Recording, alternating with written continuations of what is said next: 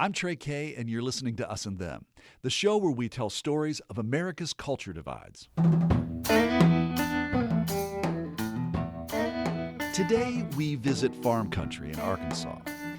Drive this state's highways and back roads, and you're surrounded by acres and acres of cotton, corn, rice, for as far as the eye can see. Over the past 3 or 4 years, some of Arkansas's vast soybean fields have sported a new crop. Large signs that read, "Farmers Need Dicamba." These banners reflect a simmering controversy among Arkansas farmers. Just outside the town of Marvel, there's one of these signs in Pointer Hall's soybean field. When I visit his farm, he holds up an array of colorful T-shirts that he's printed up. My pigweeds are down with dicamba. I'm cool with dicamba. If spraying dicamba's wrong, I don't want to be right. Thus, like a sports fan, I'm all about dicamba. Team dicamba's going to win. Pointer Hall's Team Dicamba winning may sound like the Arkansas Razorbacks football rivalries with Ole Miss, LSU, Texas, or Texas A&M. But there's much, much more at stake. The battle brewing in Arkansas is more like a civil war that pits farmer against farmer. Never in my 20 years have I ever seen a product tear friendships apart, families apart. My daddy always told me, when you back a man in the corner and kind of get on his livelihood, dangerous and bad things can happen on both sides. These two farmers are arguing about whether to use dicamba. It's a chemical that's been around for more than 40 years and used in a number of weed killers to get rid of aggressive weeds in cotton and soybean fields. Soybeans are a $40 billion business in the U.S., but the crop price plummeted last year because of the U.S. trade war with China. Soybean farmers are desperate for anything that can help keep their profits up. Fewer weeds means greater soybean yields. But there's a problem. Besides killing weeds, dicamba can harm other sensitive plants and even soybean varieties that can't tolerate the chemical. In fact, in 2017, the drifting chemical damaged some 3.5 million acres of valuable crops. There have been petitions, lawsuits, and even a death that's been blamed on an argument over dicamba. And it's forcing each farmer to ask, where's the line between doing what's good for my business and doing what's good for my neighbor? So the question is, the dicamba farmer, his dream, his American dream, is it greater or more important than the American dream of the others? I would say that one dream should not kill another dream. Over the past year, my colleague Loretta Williams and I went to Arkansas to see how this battle over dicamba was playing out. We filed a report for the program Reveal, which is produced by the Center for Investigative Reporting and PRX, in collaboration with the Food and Environment Reporting Network. To get a better understanding of this struggle, first we'll listen to our Reveal report. Then later on, we'll talk about how this weed killer affects more than just Arkansas's agriculture community. Mike McCarty looks exhausted. It's early November, and the fall's been rainy and wet, which has made it hard for him to harvest his crops. This is where we need to be harvesting. You can tell the beans are laid over. That's not normal looking. Mike's family farms 13,000 acres of soybeans and rice in northeast Arkansas, along the Mississippi Delta. The terrain is wide and flat. You can see rows and rows of crops all the way to the horizon. Farmers here grow soybeans for export overseas, where they're used as feed for pigs and chickens. This much rain isn't good for Mike's crops, but it's been great for weeds. Let me try to find one so I can show you. As we drive by field after field, Mike points to weeds popping up in and around his soybean rows. All these are pretty much pigweeds on the end. See the red root there? This is one right here. See? Pigweed is easy to see sticking up in a soybean field. It's tall and shaped like a feathery Christmas tree. Farmers call it Satan's weed because it grows big and fast, crowding out the crops. Each plant produces hundreds of thousands of seeds. Since the 1970s, farmers use the chemical glyphosate to fight pigweed. Most people know it by its commercial name, Roundup. And farmers use it with another Monsanto product, a genetically modified soybean that's resistant to the herbicide. But over the years, pigweeds become resistant to glyphosate. So farmers were happy when something new came along. These are soybean plants. Without a weed management program, weeds will compete directly for water, light, and nutrients, robbing these plants of high yields. That's why we created this. In late 2016, the EPA approved new formulations of a chemical called dicamba to use against pigweed. Several companies, including Monsanto, started manufacturing it. Monsanto also developed a genetically modified soybean that wouldn't be harmed by dicamba. The following spring, Mike planted Monsanto's new soybean and sprayed one of the new dicamba formulations on his weeds. He was delighted with his harvest. We cut the best spring crop we ever averaged, 71 bushels. Our previous best was like 62. And we're able to clean our beans up by spraying them. We were weed-free across the whole ranch. But in the summer of 2017, as farmers like Mike began to use dicamba, some of their neighbors started noticing their crops were getting damaged. The Arkansas Plant Board was flooded with complaints, so they sent investigators out into the fields. The diagnosis? The crinkled leaves were consistent with damage from dicamba. The board decided to set limits on the use of dicamba. It set a cutoff date, April 15th, for spraying the chemical. This was to protect fruits and vegetables that flower early and can be damaged by the herbicide. But Mike's just getting his soybeans in the ground around then.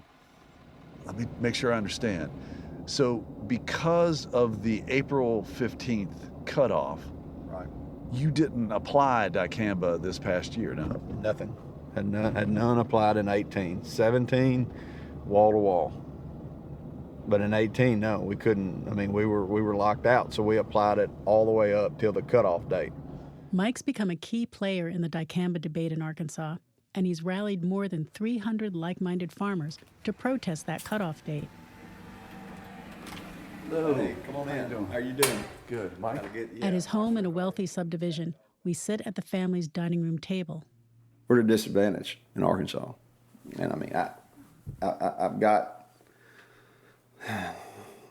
My pressure starts getting up really when I start talking. I mean, it's just... Mike's got a thick binder of material he's collected to bolster his pro-dicamba position.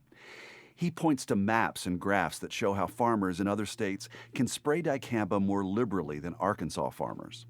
You've got Missouri right here to the north, I believe is like June 15th. Tennessee right here, you can spray up until the July the 15th. Mississippi right here, no cutoff period. Mike wants to be able to get more profitable yields like farmers in those other states, and like he had in 2017.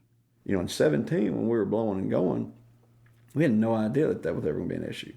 Mike says once he and his other pro-dicamba farmers found out that they could hurt other people's crops, they wanted to be able to slow down and use it more carefully. We're never in a situation where we want to harm our neighbors. We would never do anything to intentionally do that. No farmer I know ever would. But as much as Mike wants to spray, other farmers, especially those who grow fruits and vegetables, don't want it near them. I'm Sean Peoples, third-generation farmer. We raise vegetables, are one of the larger organic farms in the South. It's raining, and Sean Peoples can't get any harvesting done today. Well, what do you think, Alan? It's wet.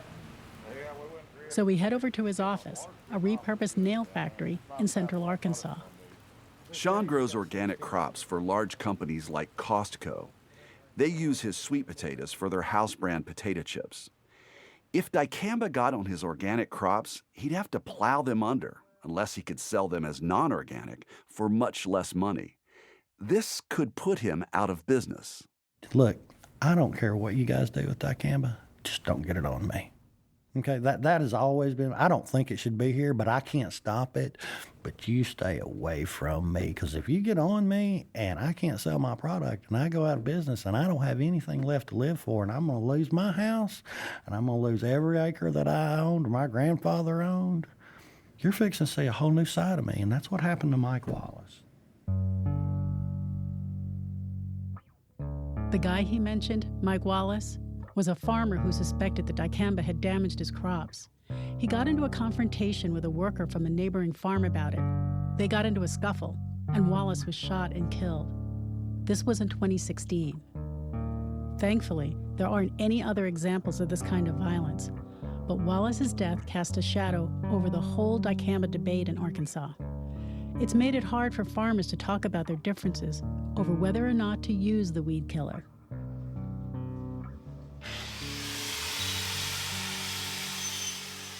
David Wilde knew Mike Wallace and was troubled by his death. Wilde and his sons grow soybeans as well as cotton and peanuts in northeast Arkansas. Workers fix a peanut reaping machine as Wilde walks me around the area. He tells me his family has been farming for 5 generations, and it bothers him to see how folks seem to be choosing themselves over their neighbors. Because economics is driving it rather than the morals that we tried to teach our children, that right's right and wrong's wrong. But since there's so much in this business that is beyond your control, isn't really what we're seeing is that people are trying to control what they can? Certainly. Yes, that's true. That's true. But even though, I could spray dicamba and make a cleaner crop more economically and cheaper, but I'm not going to do that to my neighbor that's growing a crop that's sensitive. I'm just not going to do that. And you have other people that don't feel that way, that they're more, I'm out looking out for me and me only. Wilde says his own soybean crop was damaged by dicamba in 2017. He's suing Monsanto.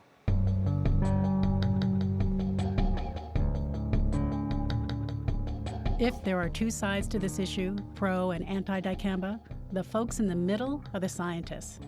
For the past couple of years, they've been raising the alarm about dicamba. So you want to look at dicamba symptoms? That's dicamba symptoms right there. We're at the University of Arkansas's Agricultural Experiment Station.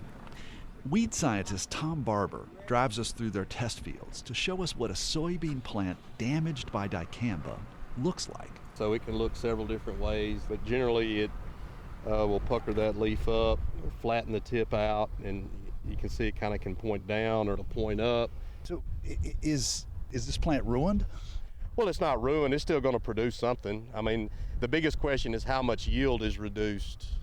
Even if it doesn't reduce the number of seed in the pods, a lot of times those seed will be smaller. And so the combine will separate it out with the trash, and it won't make it into the basket to be hauled off and sold. Remember, dicamba isn't really new. It's a chemical that's been around for more than 40 years, and almost everyone knew it had a tendency to evaporate and drift. Ford Baldwin has been a weed scientist in Arkansas since the 1970s. He says he was surprised when he heard a new version of dicamba was in the pipeline. I started talking about it in 2011. Saying, unless the companies know something about dicamba that I don't, this is going to be the biggest train wreck agriculture's ever seen. Yet when he talks about how dicamba tends to move away from where it was sprayed, a lot of farmers get mad. It doesn't help that Baldwin's an expert witness in several dicamba lawsuits. Baldwin asks, what about a farmer who's planting Monsanto's dicamba-tolerant soybean, but his neighbor isn't? He says he asked Monsanto about this. They said it's not going to be a problem because our technology, one, is going to be superior, and everybody will plant it. The ones that don't recognize the superiority in plant it, when they get tired of getting drifted on by their neighbors, they'll plant it. Baldwin says he thinks this was part of Monsanto's business strategy. And I think they felt like it would be just like Roundup Ready, that within a 2 or 3 year period, 100% of our soybean acreage would be planted to dicamba-tolerant beans, and the problem would go away. The combination of Roundup spray and Roundup-tolerant seeds has been a huge moneymaker for Monsanto. The company understandably wants the same for dicamba and dicamba-tolerant seeds. They're aiming to put them in the hands of farmers around the world. When we asked the company to comment on the controversy surrounding dicamba, they said, "We're just here for the farmers." The portion of this hearing will be to receive oral comments. No written comments will be received or admitted into the record. It's February, and the Arkansas Plant Board is holding a hearing. The pro-dicamba faction wants the board to reconsider the cutoff date for spraying. They want a later date so they can use dicamba farther into the growing season. The meeting is in a large ballroom of a hotel in Little Rock. The stakes are high, and the tension in the room is palpable. There are farmers dressed in jeans and work boots, and a sizable number of lawyers in business suits. Also in the house are a good number of people wearing buttons from the Audubon Society and Sierra Club. Monsanto was bought out last year by Bayer Crop Science, and they're here in full force. Senior Vice President Scott Partridge tells the board there shouldn't be any cutoff date for spraying. The proposed regulations are going to create restrictions that, depending upon the location of crops and weather, could actually take this tool out of the hands of the very growers you're trying to help. I urge you to reject the proposed restrictions. He reminds the board that farmers in other states are seeing the highest yields and cleanest fields in 2 decades. In fact, Texas and Georgia right now are submitting requests to the EPA for greater use of dicamba products in their states. We try to talk to Partridge during breaks, but he won't talk to us. The meeting lasts until early evening. Many in the room appear glassy-eyed after hearing scientists testify about things like volatilization, drift, and atmospheric loading. In the end, the board votes to extend the cutoff date for spraying to May 25th, giving pro-dicamba farmers a victory. Time to use the herbicide during the growing season. Sean Peebles, the organic farmer, leaves the meeting before the vote. He can see where things are headed, and he's had enough. Look, here's the moral to the story. The state of Arkansas said they're not going to protect me. So I'm going to protect myself. Those people on that plant board don't realize that there's a very, very good chance that somebody's going to wind up dead over this, just like Mike Wallace. And what did I say when you came in here? We're going to defend ourselves, whatever it takes that we feel that we can do to defend ourselves. Is there going to be fights on fence rows? Guarantee it. I guarantee it. I'd bet you any amount of money in the world. There will be fights, arguments, and there might be another killing if we ain't careful. Last fall, I had coffee with an old farmer. He told me about a grower in his community who had cancer, and that 5 or 6 farmers helped bring in his cotton at harvest. He said if people get in trouble, they get help. It's a brotherhood. But the dicamba debate makes me think the old neighborliness and sense of trust has eroded. Some soybean farmers in Arkansas were hesitant to use Monsanto's dicamba-tolerant seeds. However, this year, many of those same farmers probably are going to plant them, just to defend themselves against neighbors who plan to spray.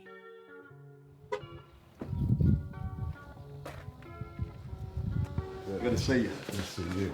Glad you made it. Come on in here. Yeah. Remember Mike McCarty? He's the pro-dicamba soybean farmer who told us he hadn't sprayed it when he wasn't supposed to. I stopped by to see him again. I got some tough questions to ask you today. Go ahead. Okay.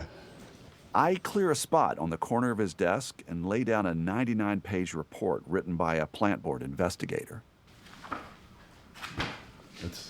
Oh, this is mine? This is the 99 pages? Or Yeah, it is 99. What do you want to know about it?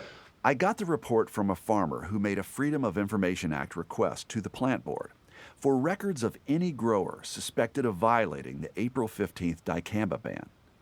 Mike's was one of them. So, what can you tell me about it? Can't tell you anything about it. Back in July 2018, a plant board inspector performing routine monitoring drove by Mike's fields. He noticed wilted, drooping pigweed among healthy soybeans. It was a sign that dicamba had been sprayed. So what are you asking me? What is my response to that? Yeah. So I don't really have a response to it. I show Mike color photos from the report, dated months after he told me he'd stopped spraying. But if this would have been thought of as hot with dicamba, I mean, how would it be? I have no idea. If it's as hot as what they say it is, it could have come from anywhere. That's what our stance on it is. Mike says the dicamba could have drifted onto his fields from a nearby farm. Or it could have remained on that wilting pigweed 2.5 months after he last sprayed. I ask if weeds would still be standing that long. He says absolutely. Any scientist would tell you that. So we took the photos to Dr. Jason Norsworthy at the University of Arkansas. It appears to me that this application would likely have been made probably within 7 days of this photograph being taken. Generally what we see, especially with a larger pigweed, by 14 to 21 days, you're going to begin to see that plant begin to turn somewhat back upright. Mike McCarty insists he did not spray past the cutoff date, and he has good reason to stick to his story. Last fall, the U.S. Justice Department indicted a soybean farmer in Missouri. He was charged with illegally spraying dicamba. If found guilty, that farmer could face up to 20 years in jail.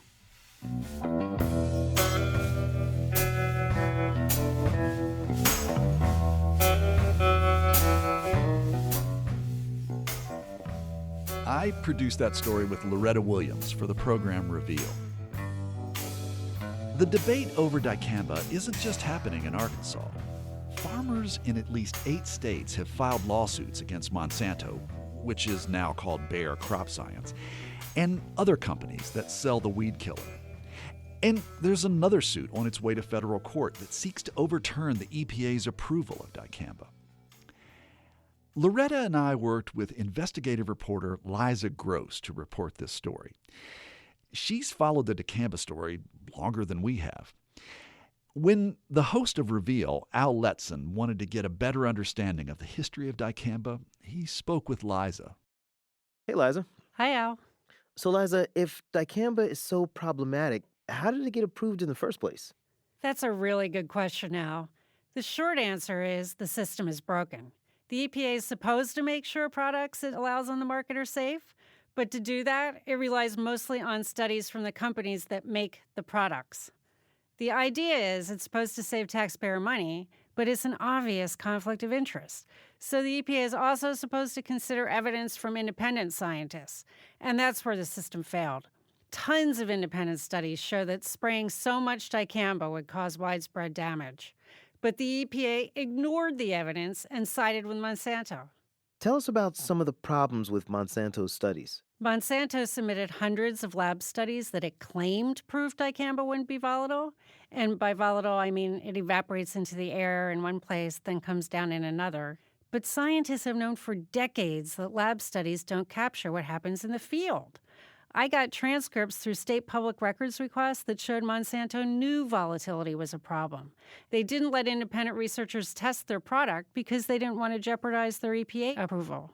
How did Monsanto stop those independent scientists from testing the new dicamba product? The only way they could test the products was if Monsanto and the other producers gave them access. One dicamba manufacturer did, that was BASF, but Monsanto did not. Several years before it was approved, Monsanto was telling its shareholders that its new dicamba wouldn't damage other crops. And it seemed pretty clear they didn't want anyone to get the chance to show that this might not be true. So after it was approved, did the academic scientists get a chance to test it? And if so, what did they find? Oh yeah, they did all sorts of different experiments. And in pretty much every one, they found that it drifted from fields where it was sprayed and damaged nearby crops. Monsanto responded by attacking their credibility. Many of these scientists told me they were appalled by this. When I asked a university researcher why he thought there was such a big difference between the Monsanto studies and his studies, his response, I'm not trying to sell it. So what did the EPA do when all this independent science came to light? Here's the deal. After states got record numbers of complaints, the EPA invited the nation's top weed scientists to discuss the problem in conference calls. I got transcripts of these calls.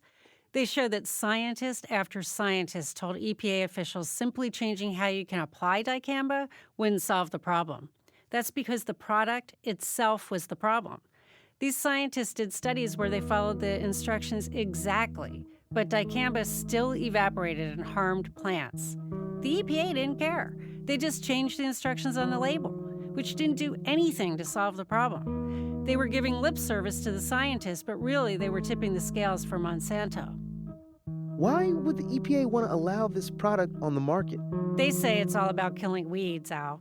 The EPA said dicamba would get rid of weeds that had become resistant to every other weed killer, including Roundup, but there's already evidence that weeds can evolve resistance to dicamba. And dicamba is still drifting off of fields and wreaking havoc. This past year, more complaints came from specialty crop farmers like honey producers. That's because dicamba kills wild weeds that bees need to survive. One of the largest beekeepers in the country told me he thinks dicamba is partly to blame for the smallest honey crop he'd ever seen.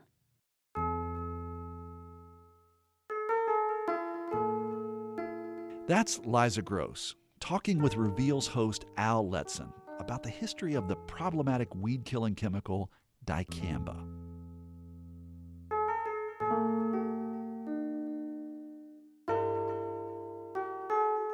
Coming up, farmers aren't the only ones concerned about dicamba. Other business owners are worried about losing everything. My family has made the decision to relocate our business to other states because it is not profitable to keep bees on a commercial scale in this state anymore. This decision is not a political stunt, as many have accused me. This is about my survival.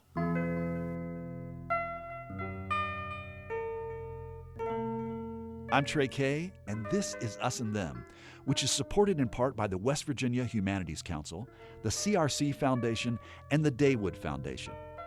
This episode is a collaboration with the Food and Environment Reporting Network.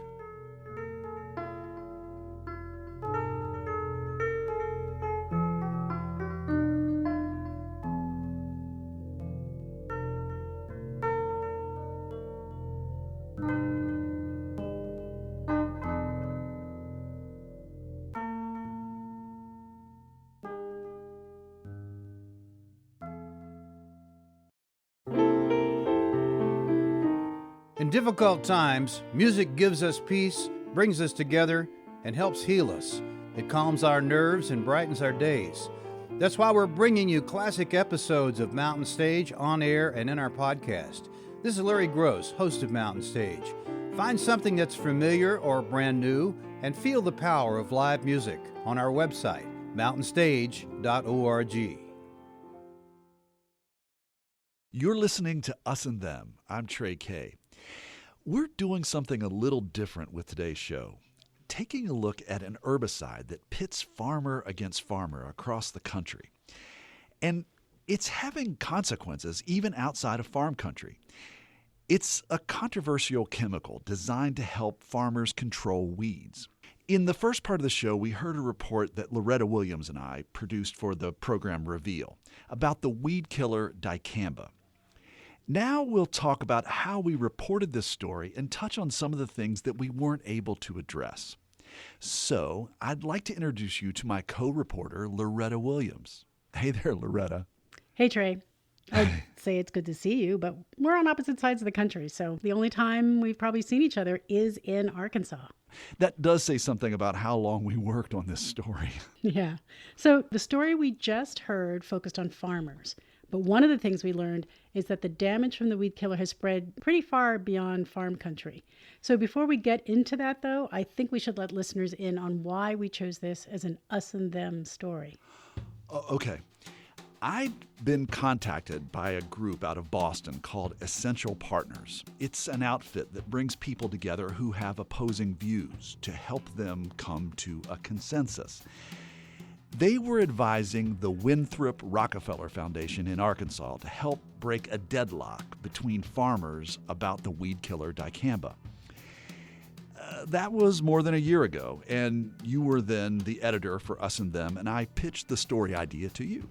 Right, and I thought it was intriguing because it wasn't our usual us and them story where, maybe there's a clear culture divide. This is a community with a lot of shared values. In fact, we kept hearing how this division was unusual. These were people who went to church together and vacationed together. The Winthrop Rockefeller folks told us that they had gone through some intensive sessions with the farmers about how and when to use dicamba. And even though it was a really difficult issue, the farmers were able to reach a solution. And we thought, this is a great us and them story to tell. But Right, but when we dug deeper into telling it, we realized that there really hadn't been a solution, that there were unresolved questions about dicamba, and we needed to do more intensive reporting. So to explain that a little bit more, remember, as we mentioned in the reported story, in 2017, there was a lot of damage to soybean fields in Arkansas. Governor Asa Hutchinson had called for a temporary ban on using the weed killer and then put together a task force from across the farming community to try to figure out what was going on and what to do about it. Yeah, that's how we heard about several of the people in our report. Folks like weed scientist Jason Norsworthy and farmers David Wilde and Sean Peebles. Wilde and Peebles were on the governor's task force. Wilde's soybean crop sustained significant dicamba damage because he wasn't planting tolerant seeds. But organic farmer Sean Peebles didn't know much about the problems with dicamba until he got onto the task force. Well, the first understanding I had of dicamba and the wow factor was when the governor requested that we all go to Kaiser. And we meet with Jason Norsworthy and all of the weed science team, and we spent 2 or 3 days up there. You know, from that point, we went into meetings and we listened to the research. We listened to what Monsanto had to say on their side of it, and realized, I did, how dangerous the product really was. It became clear that this story wasn't just about farmers coming to consensus about a weed killer.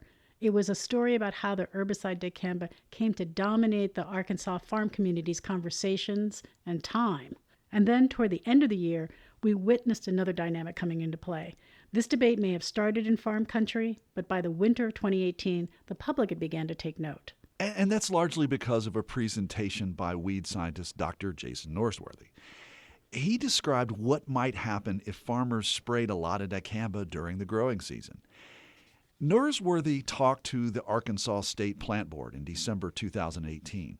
He had a PowerPoint presentation and he put up a photograph that was really quite surprising. That photograph is Los Angeles. It's not out of focus. Everyone in this room understands the situation with Los Angeles. Emissions are concentrated within that region. Everyone in that region is impacted. It's a difficult problem to solve. I'll tell you today, there's health, there's environmental impacts associated with that problem.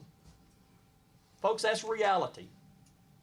And I'm also tell you today that's very, very close to what we're dealing with here when we begin to see atmospheric loading of a volatile compound such as dicamba here in the state of Arkansas. So we all know Los Angeles has smog, and it's really bad when there are temperature inversions. Well, Arkansas has inversions too, which can also trap chemicals in the air. In LA, it's largely from car emissions, but in Arkansas, the worry is that if a lot of dicamba is sprayed at the same time and inversions occur, which they do frequently there, a lot of the chemical could get trapped in the air and affect things in the landscape. And some people say that this is already happening in parts of Arkansas. Last November, I drove around with David Hundley, who works for Ozark Mountain Poultry. OMP, as they're called, has a keen interest in the dicamba debate because they raise chickens on feed that has not been genetically modified.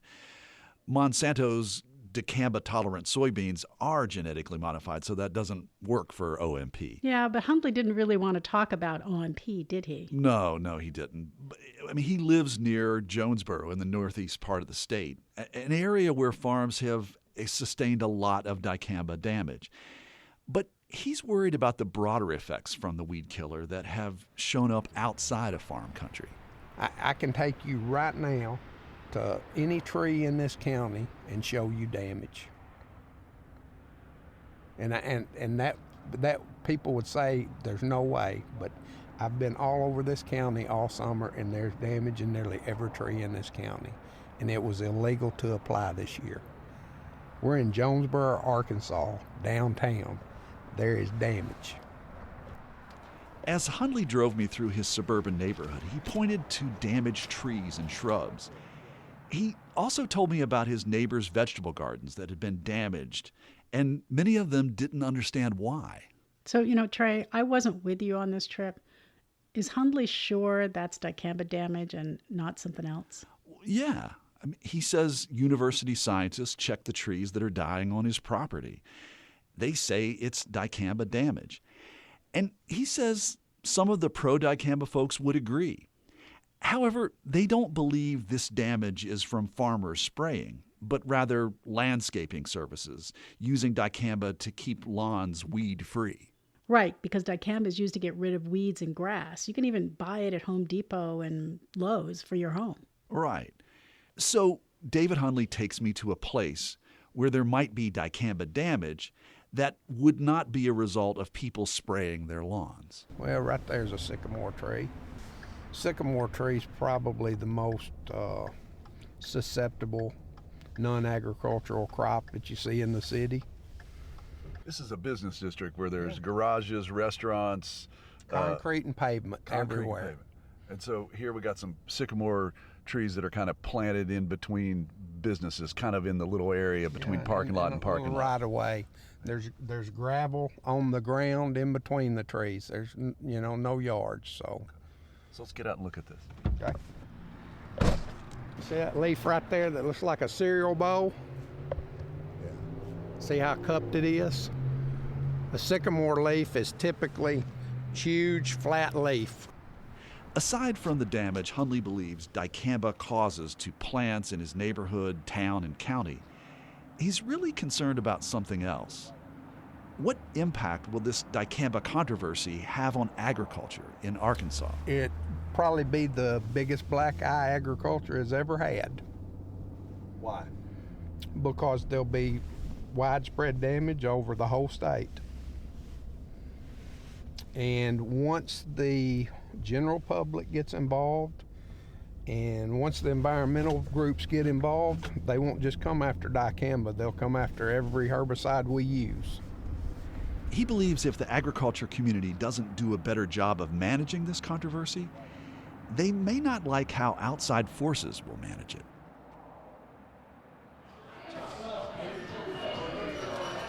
I want to take this opportunity to welcome everybody again to the Audubon, Arkansas Happy Hour here at Flyway Brewing. David Hundley isn't the only person worried about trees in backyards. Local environmental and conservation groups started taking notice. Trey and I met up with a group of people from Audubon, Arkansas, and they meet regularly at a brew pub in Little Rock to discuss bird watching and other environmental issues. This event was the night before the Arkansas Plant Board made that decision about the cutoff date for spraying dicamba this year.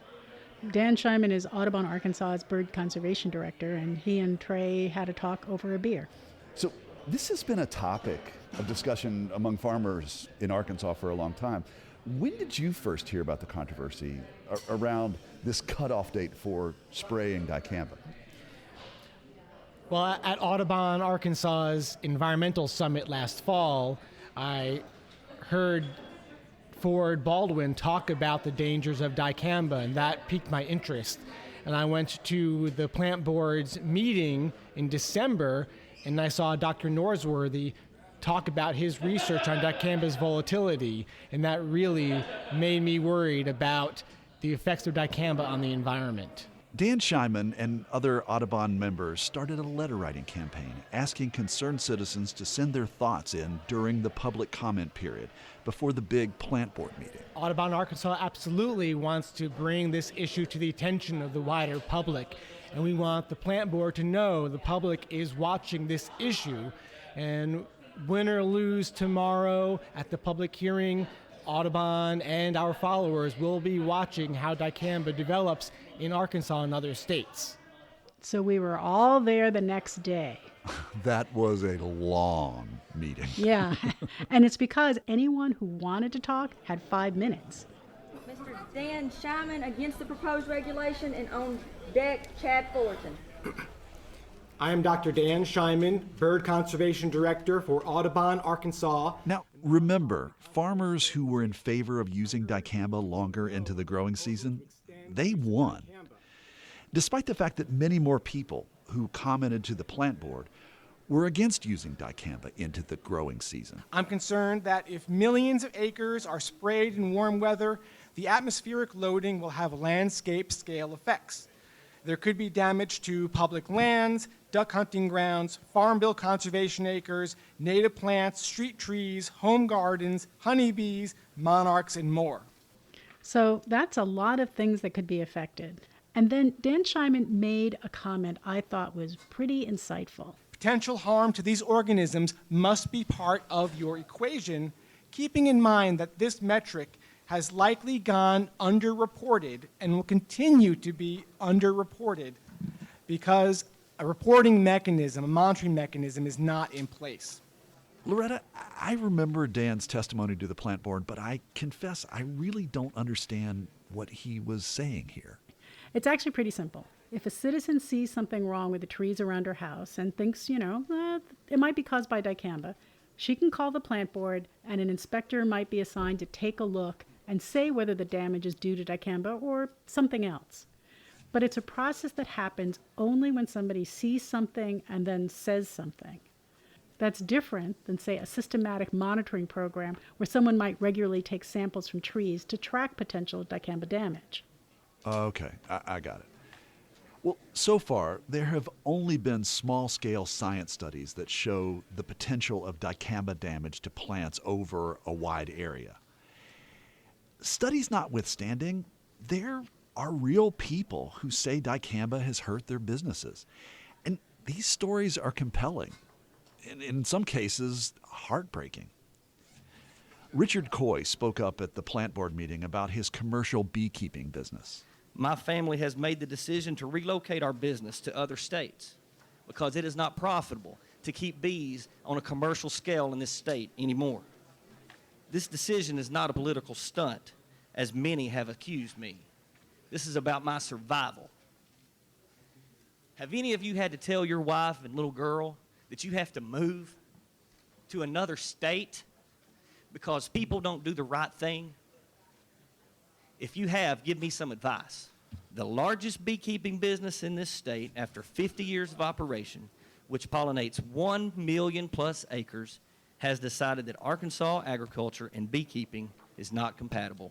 So Trey, we've also talked about how hard it is to keep up with the facts of this story.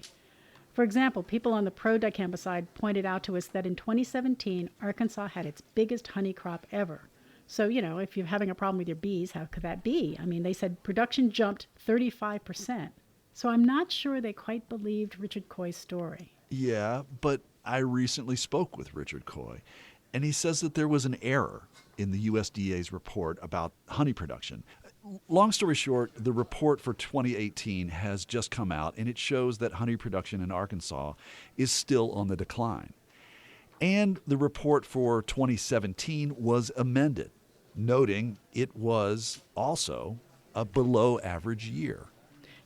That's why I think it's valuable to track stories like this over a long period of time, because over the year that we reported this story, we talked to a lot of farmers and other Arkansas residents and business owners.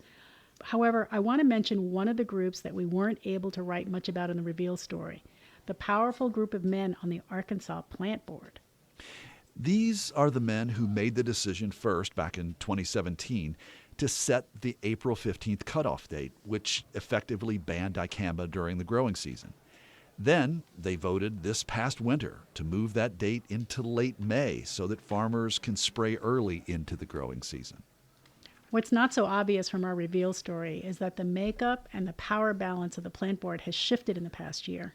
Board members who made their decisions based on the science were replaced by those who support business interests.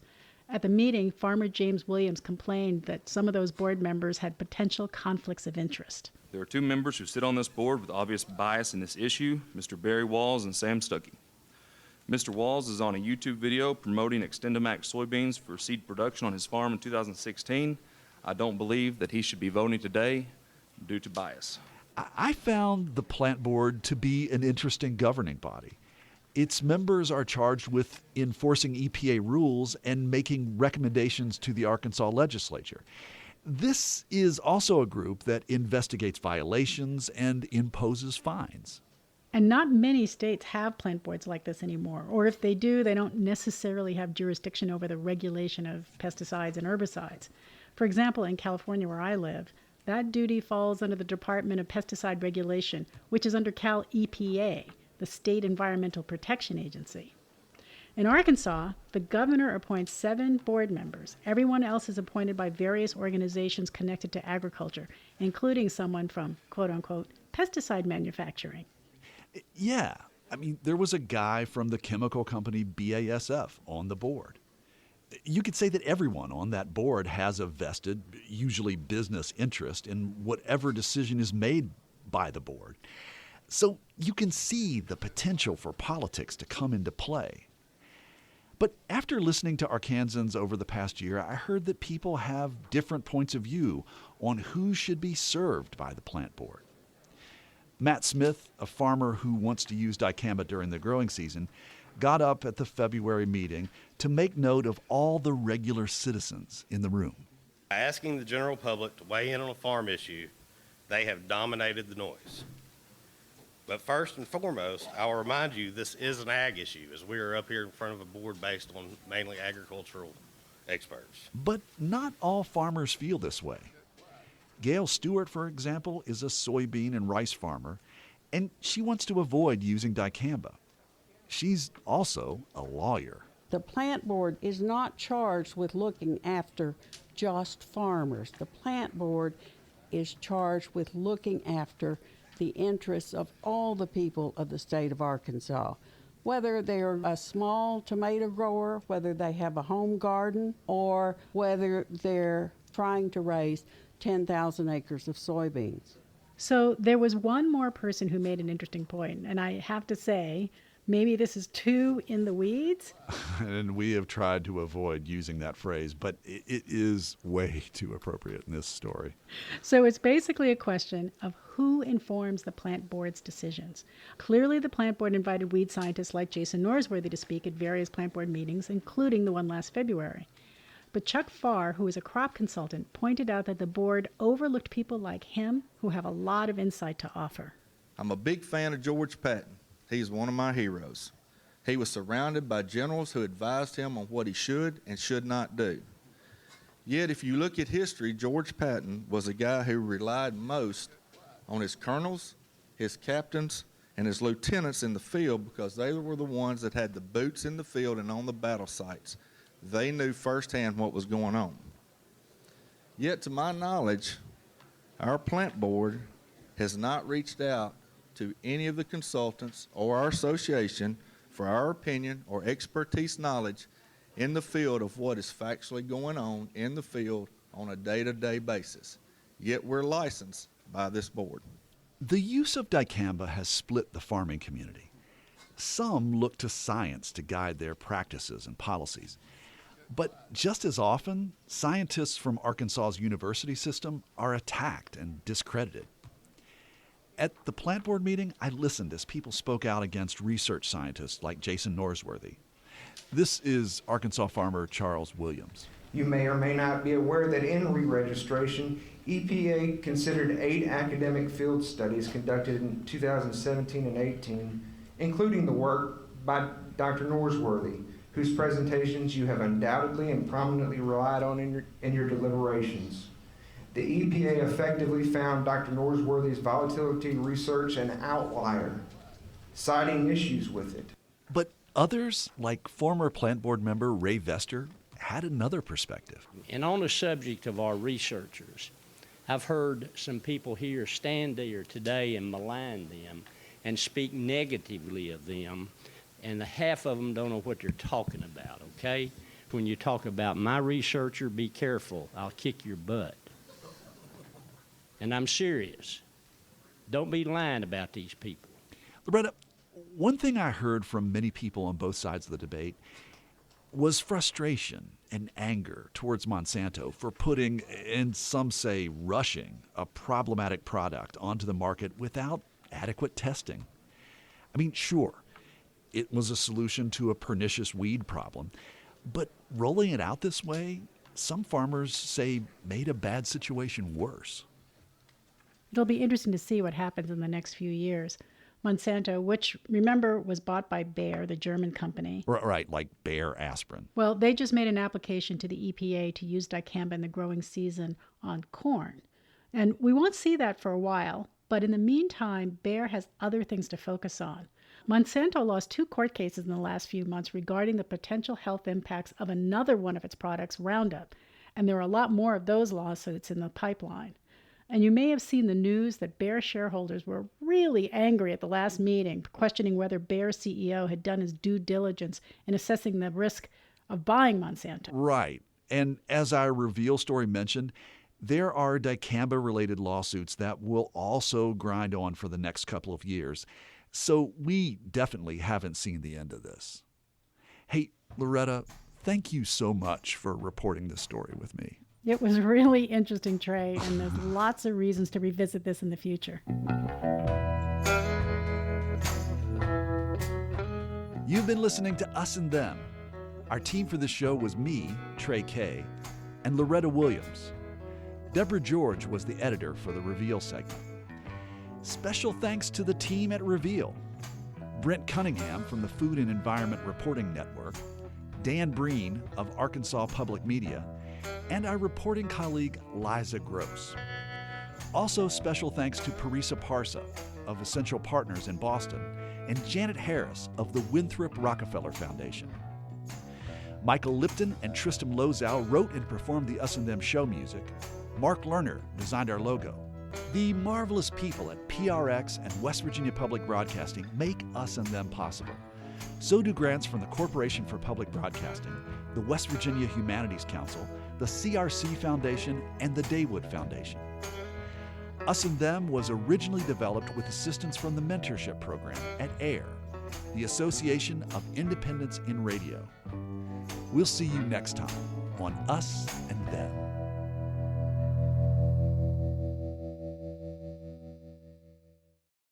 Support for this podcast comes from the Corporation for Public Broadcasting.